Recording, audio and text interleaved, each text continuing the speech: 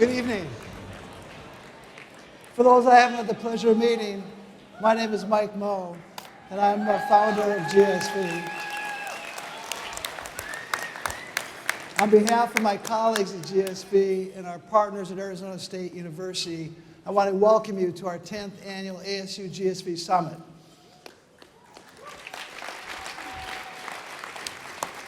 Before I make my remarks, this is our 10th year, and as they say, success has many fathers, failure is an orphan. And this event definitely has a number of people that have contributed greatly to the success that we're very proud of. And I can't signal all the people that I should, but I do want to recognize a few people. Certainly, the president of Arizona State University, Michael Crow, and Rick Shangroff for their vision and support.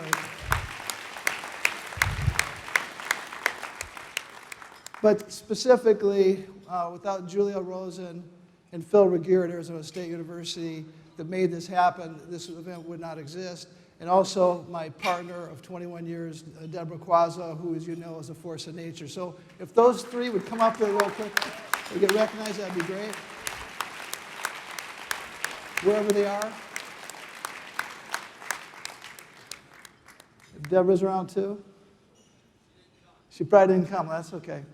And while they're coming up, I'd like all the people that were here at the very first summit to stand up and be recognized as well.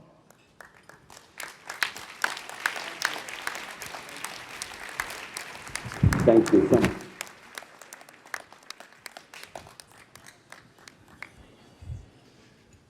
So, from the very beginning, it was our objective to, our big, hairy, audacious goal was we wanted to give everybody an equal opportunity to have access to the future. And really, by accelerating innovation, education, and talent, that's how we thought we could have that, we could accomplish that goal. While technology is absolutely a major enabler in terms of this, it also has issues, unintended consequences. So we're in exponential times where technology is growing very quickly, but human capabilities are a linear path. And so how do we bend that arc of human potential so everybody can participate in the future is a fundamental objective of ours. As Bill Gates said, most people overestimate what they can do in 1 year and underestimate what they can do in 10 years. If you look what's happened in the last 10 years, then you fast forward to the next 10 years, I think we're going to have amazing things that we're going to be able to accomplish. So if you look back 10 years ago, the first ASU GSV Summit, there was 35 companies that presented. We had 300 attendees, all in a sweaty conference room at Skysong at Arizona State University. This year, we have 350 presenting companies, 5,000 attendees. If you look at that's not only is that a record, but also sold out. Looking at venture capital investment in the sector. In 2010, $700 million was invested in venture capital and education and talent. And we thought that was pretty great. Looking at last year, $7 billion was invested into the sector with investors recognizing the importance of this area. There's now 8 unicorns in the education and talent space. That's private companies with $1 billion or greater market value. Talent education in 2010 had $1 billion market value. Today, it's a $21 billion market value company, the largest education company in the world. Workday in 2010 was private.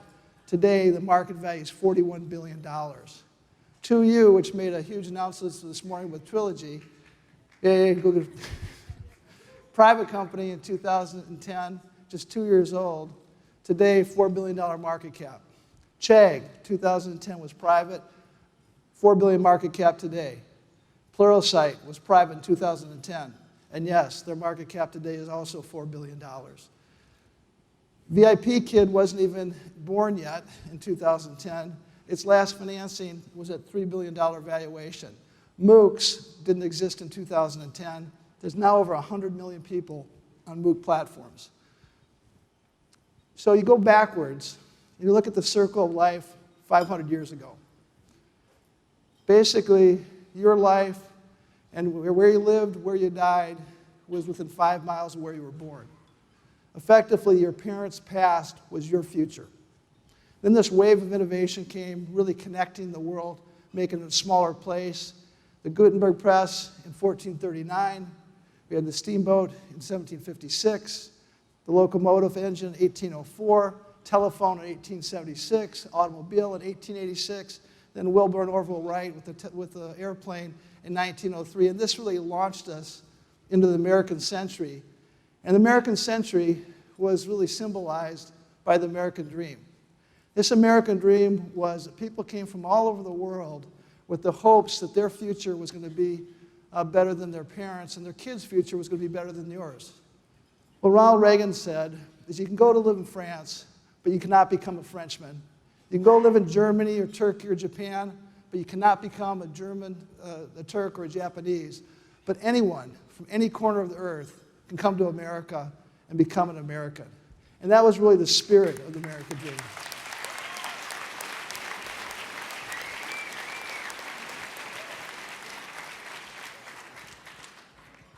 The American century was characterized by a standard of living symbolized by GDP per capita growth of 4x for the first 75 years. Education attainment was up 13-fold by 1975, which made the U.S. leaders in the world for high school attainment and third in the world in college attainment. There was a 15-fold increase in innovation and entrepreneurship, evidenced by increase in annual patents. Immigration increased 6x during the American century. All while inequality fell by 50% from 1900 to 1975. So if you look what the American century was all about, it was a soaring opportunity with this plummeting inequality. Old MacDonald had a point, E-I-E-I-O. The ingredients for the American century in this prosperity was about education, innovation, entrepreneurship, immigration, and opportunity.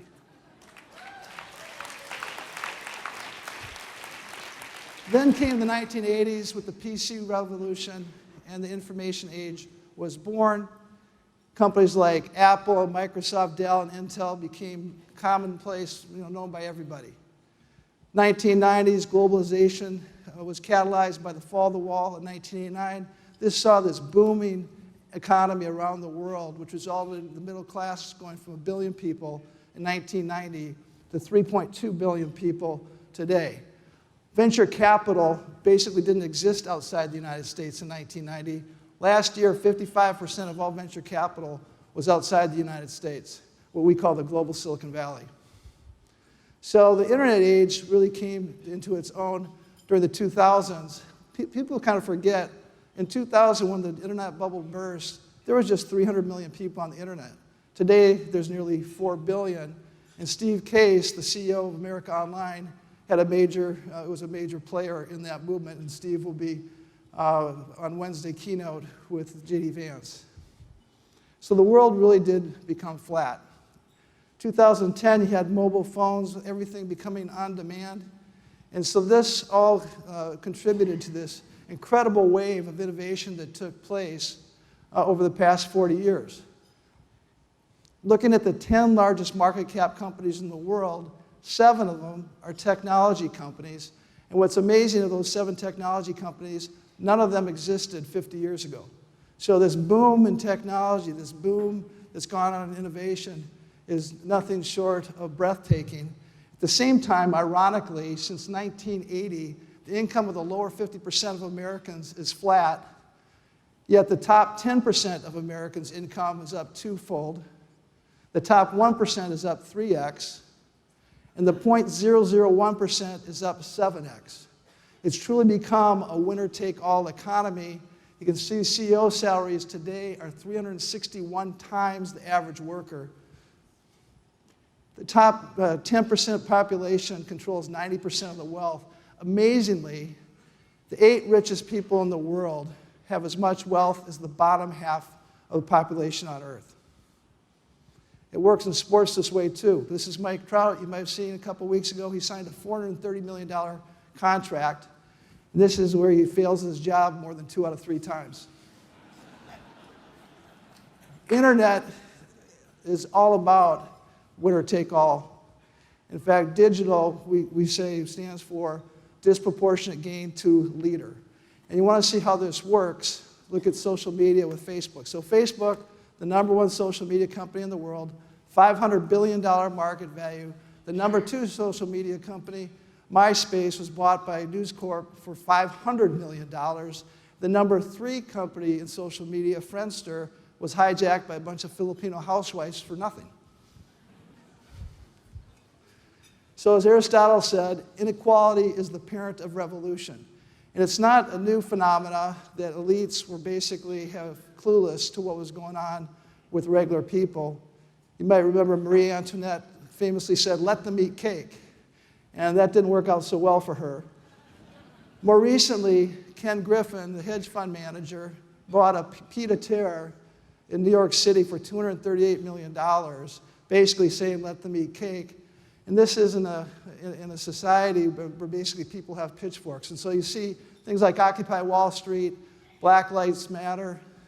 Pope Francis said the church is radically resolved by rejecting the absolute autonomy of markets and financial speculation by attacking the structural cause of inequality. And you got to remember that 50.1% wins the vote in a democracy. And you're seeing populism soar in the United States, certainly with President Trump, with Elizabeth Warren and Bernie Sanders as examples.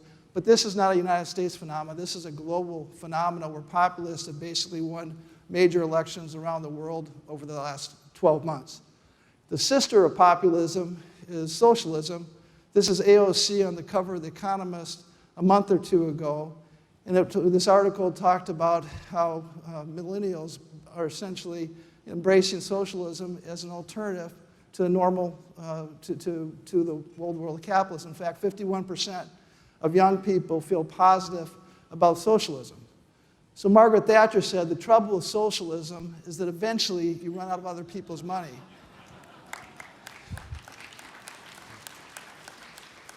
And that's true, but it also misses a point that says, you know, the young people basically see what's going on, they see a system that's not working, they think the game is fixed, and they want they want an alternative. And that makes sense. But it's not just the inequality of wealth, it's also the inequality of health. So this is a recent article in the Wall Street Journal talking about U.S. life expectancy falls further. And when you get into the substance of the article, what it basically shows is that you have 2 Americas. So wealthy Americans, wealthy male Americans, actually have the highest living expectancy in the world, but the lowest income Americans basically have the same living expectancy as a male in Sudan. So the world, on average, is getting healthier, wealthier, and wiser, but the future is not equally distributed. And so looking at in the United States, in 2000, 50%, when you look at households with 50% or more of the households were low income, 4 states in the United States in 2000 actually had that dynamic, which is remarkable when you think about the most prosperous country in the world, or 50% of a household in a state would actually be categorized as poor. Well, today it's 20 states, and if you take that to 40%, it's 39 states.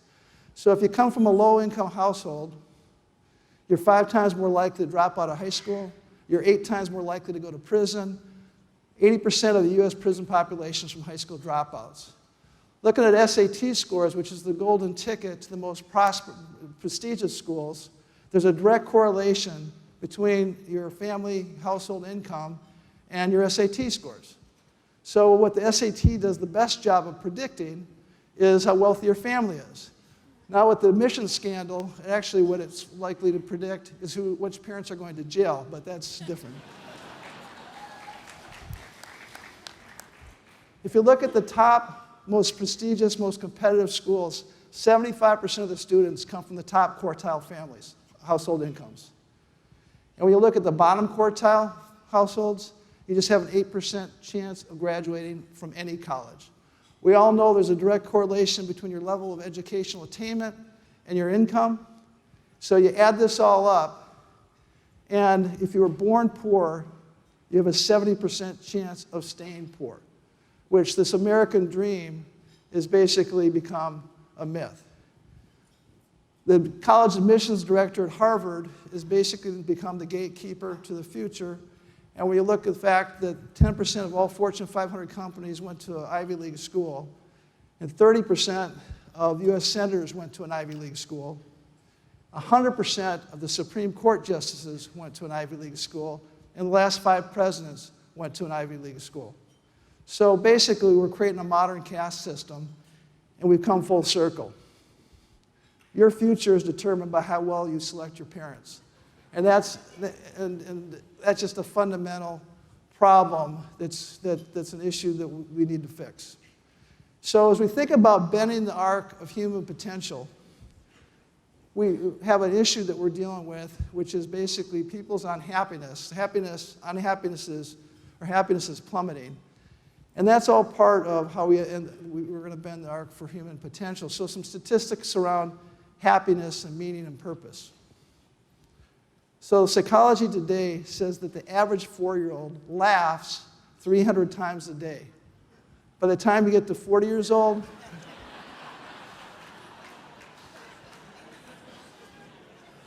at least I made you laugh. That's good. It's 4 times. So, and this isn't very funny. So the U.S. suicide rates are up 30% in the last 20 years. Teenage suicide is up 70% in the last decade. Opioid deaths are up 45% in the last year. Teenage depression is up 50%, and 1 in 3 children have an anxiety disorder by age 18. So experts have a lot of different reasons they think this is happening.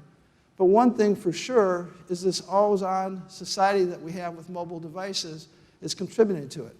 So look at the statistics with this. The average time spent on a mobile device has gone from 20 minutes a day in 2008 to over 3 hours a day today. The average 10-year-old spends 8 hours a day with media. Only 1 in 10 kids plays outside daily.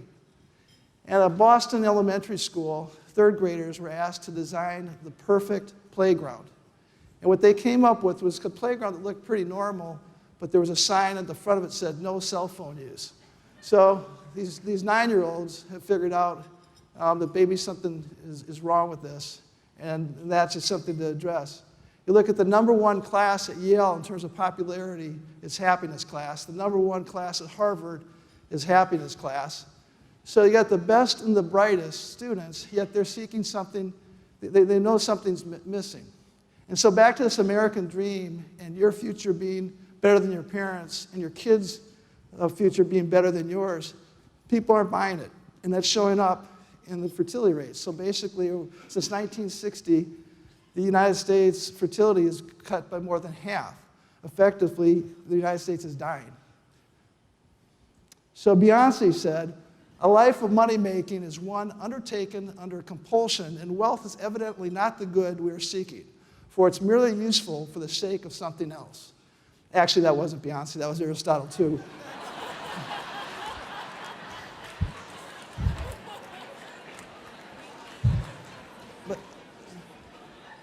But I didn't want the whole speech to be Aristotle, so.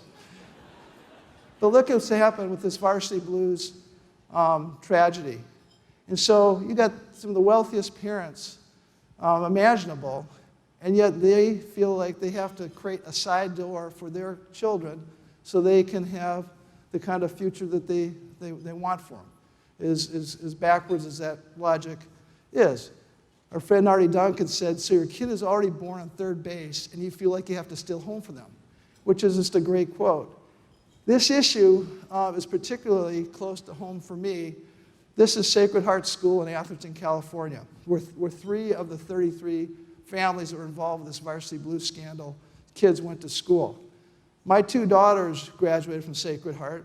I actually coached in flag football one of the girls that was involved in the scandal. This is a great school with great families, yet this is the kind of situation that's been created. It's tragic. So we got J.D. Vance here on Wednesday, and this kind of culture in crisis is not just for the Appalachian Mountains. You know, Atherton, California is the wealthiest zip code in the United States, and yet these kind of issues are taking place there and everywhere. Technology is contributing to this anxiousness. And the things, fear what artificial intelligence is going to do to their jobs and obsolescence of career. This is Key G. He is the #1 Go player in the world. And he was, in 2017, destroyed by AlphaGo in a Go match. Just stunning people that follow this kind of thing. And that already, on top of the fact that you see different studies that show as much as 50% of jobs are at risk of being replaced in the next 20 years, and that has people concerned about their future. Then you see things like what technology is doing, and people see these amazing things that you couldn't imagine a robot or technology doing. And not only impressed, but they're also scared and amazed. But the strange thing is, humans have been able to do amazing things for a long time. And people are amazed by what cats can do, and nobody's worried about a cat taking away jobs. So a horse that can count to 10 is a remarkable horse, but it's not a remarkable mathematician. And I think we've got to think about how technology is going to complement our future, not replace it. We also look at the positive side that's estimated that $15.7 trillion is going to be added to the global economy by 2030. And so to put that in context, that's larger than the Chinese economy. So autonomous vehicles are really interesting because, again, it's sort of this evidence of this future that people have trouble imagining. But you look at a societal good that's going to be created from this. 1.3 million people die around the world every year in car accidents. And it's estimated that autonomous vehicles are going to reduce that by 90%. So if you've been in an autonomous car, what you realize is the car is not replacing the driver. The driver and the car are operating in concert, making it a much more safe experience. And I think as we think about that and think about the education world, if you have 3 bad teachers in a row, you're statistically dead. And so we don't think technology would or should replace teachers. It won't. What it's going to do is complement teachers, we think, and help them be more effective and focus on the things they want to do. And it's estimated to be able to spend 90% more time on active learning in the classroom. We think that's a really great thing. So in thinking about the future and how we bend the arc for human potential and the inequality that exists and the unhappiness that is present, and finally, we need to think of some of these structural issues that we need to tackle. And so first, just looking at kind of the way it works, progressing through the system. So the class of 2019, high school class that's graduating this spring, has 4 million high school students. 83% of them will graduate, which is the highest number, and credit Artie Duncan, who might be in the audience, for having a big catalyst for that. So that gives you 3 million high school graduates. Of those, 70% will go to college, which gives you 2 million to enroll in college. Of those, 43% will drop out, so that leaves you with 1 million graduates. So I like to think of this as 4, 3, 2, 1. Yet, so we got 33% of the US adult population has a college degree or better, and I appreciate for the mathematicians in the audience that it actually works out to 25%. But the third number is 33%, it's just easy to remember 4, 3, 2, 1. But of the 33%, and you round up, you round down. Anyway, of the 33% of the US adults, the issue is that 65% of the jobs today and tomorrow require a college degree. So we have that structural mismatch. We have a structural mismatch between the fact that the degree you're getting is going to be basically obsolete by the time you get it starts getting obsolete as you get your diploma. Looking at the cost is a structural problem. The cost of education, college, has grown 4x inflation for the past 40 years. College debt's $1.5 trillion. That's larger than the credit card industry. The average college student has $37,000 of college debt. It's kind of mind-boggling. And you combine that with who's the average college student? Well, the average college student is quote-unquote non-traditional. 70% are non-traditional. So in other words, the minority has become the majority, but most colleges and universities are set up for 18 to 22-year-olds. Classes during the day, offered twice a year through semesters, dormitory, football team, marching band, all irrelevant for over 50% of the student population. Then you look at the structural challenges with the jobs that are being created. Here's another headline from the Wall Street Journal. There's more job openings that outnumber unemployed Americans. which is a recent phenomenon. There's 6 million open jobs out there today, and it's estimated globally by 2030 there's going to be 600 million new jobs that are being created. The problem is the jobs aren't aligned with what people know or the skills that they're developing, so we have to change that. So smart people like Mark Zuckerberg say you should be a programmer or engineer because basically he'll hire any smart person with those skills he can find today. And I think that's clearly true. What I fear about that, though, is that ultimately supply will meet demand. And what I fear is that the computer programmer of today, which is a high-paying, in-demand job, becomes basically the sweatshop of yesteryear. And so thinking about the skills that you need for the future, it's like the general fighting the last war. You got to really think ahead of where things are going and what are the kind of things that you need to know to stay relevant on an ongoing basis. So my good friend and hero, Bill Milliken, who we honored here a few years back for a lifetime achievement, makes the comment about STEM. To fix STEM, you need to start at the root, and I think that's a really great place to start. Albert Einstein said, if everybody is a genius, but if you judge a fish by its ability to climb a tree, it will live its whole life believing that it's stupid. And I think that's an important idea to have in mind when people are thinking about where they pursue their ambition and talent and skills. We also need to get academics out of the ivory tower and into the real world. Arizona State has been a leader in creating that.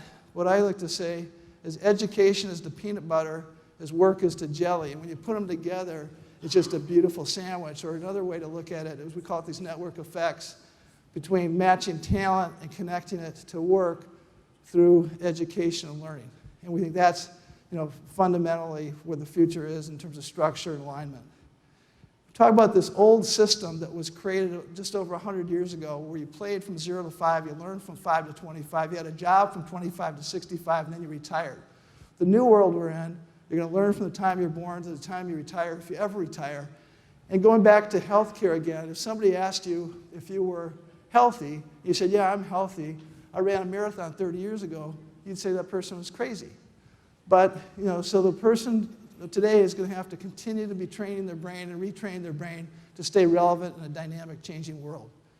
And so I think the foundation in terms of what you need to know and the skills you need to develop that will stay relevant and remain relevant in this world and how we bend the arc of human potential is what I call the 7 C's that you use to navigate this new changing world. The first C being critical thinking, the second being creativity, third, communication, fourth, cultural fluency, fifth, civic engagement, sixth, collaboration, and the seventh, character.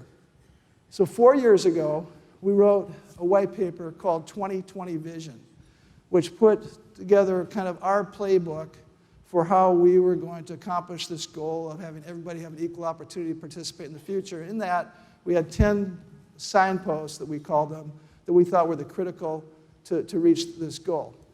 So as we look at the next 10 years, we've looked at those 10 and we've modified them somewhat. But early childhood remains a key focus. And one of the things that's exciting is we look at these 10 megatrends, these 10 focus areas. In early childhood, we're seeing amazing innovation take place.